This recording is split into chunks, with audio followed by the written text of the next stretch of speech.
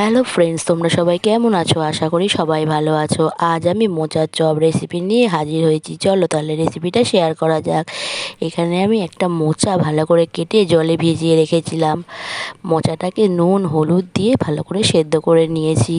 একটা আলু সেদ্ধ করে গ্রেট করে নিয়েছি। কিছুটা পরিমাণে নারকেল কোড়া, কাঁচা লঙ্কা কুচি, গ্রেট করা আদা নিয়ে নিয়েছি। এখানে আমি একটা ভাজা মশলা বানাবো। তাতে জিরে, ধনে, দুটো তেজপাতা, দুটো শুকনো লঙ্কা, চারটে গোলমরিচ আর মৌরি নিয়ে সেটাকে ভালো করে শুকনো খোলায় ভেজে নিয়ে গুঁড়ো করে নিয়েছি।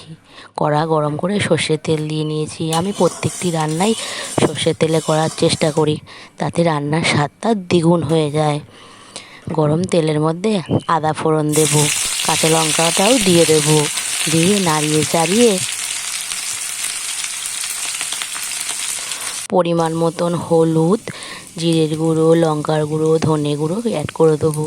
আমি প্রত্যেকটি রান্নাতেই লঙ্কার পরিমাণটা একটু বেশি দিয়ে থাকি। আমি ঝালটা বেশি খাই। আপনারা যদি কম খান তাহলে ঝালটা বুঝে পরিমাণ মতন অ্যাড করবেন।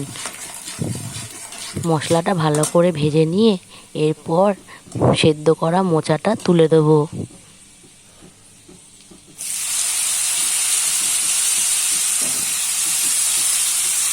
মোচাটা ভালো করে নাড়িয়ে চাড়িয়ে স্বাদ মতো নুন অ্যাড করে দেবো, যাতে মোচাটা তাড়াতাড়ি মজে যায়।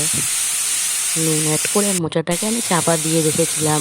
মজে যাওয়ার পরে এখানে কোরানো নারকেল অ্যাড করে দিয়েছি।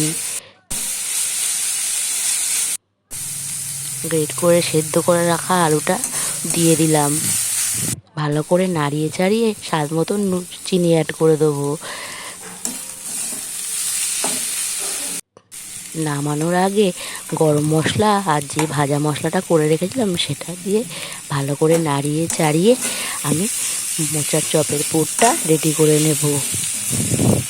পুর আমার রেডি, এবার আমি নামিয়ে নেব। দেখুন আমার পুরটা কত সুন্দর হয়েছে। এবার চলুন আমি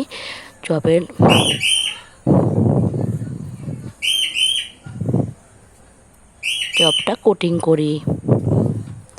এখানে আমি বিস্কুটের গুঁড়ো নিয়েছি, দুটো ডিম ফাটিয়ে নিয়েছি, ডিমের মধ্যে একটু নুন আর গোলমরিচের গুঁড়ো দিয়ে নিয়েছি। আমি আগে পুরটাকে চ্যাপ্টা আকৃতির করে ডিমের কোটিংয়ে চুবিয়ে বিস্কুটের ব্যাটারের মধ্যে দিয়ে আমি এখানে একে একে চপগুলো তৈরি করে নিয়েছি। গরম তেলের মধ্যে একে একে ছেড়ে দিয়েছি। উল্টে পাল্টে লাল লাল করে ভেজে নেব।